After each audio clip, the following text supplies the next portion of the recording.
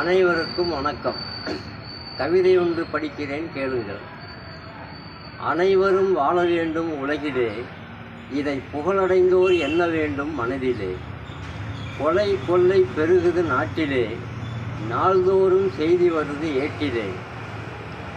பெருமை பல கொண்டது நம் பாரத நாடு, பலருக்கு இல்லை இங்கே சொந்த வீடு.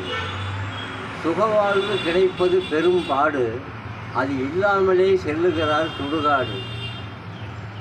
வாழ்வுயர வேண்டுமப்பா மச்சம், நம் ஜாதகத்தில் இருக்க வேண்டும் உச்சம்.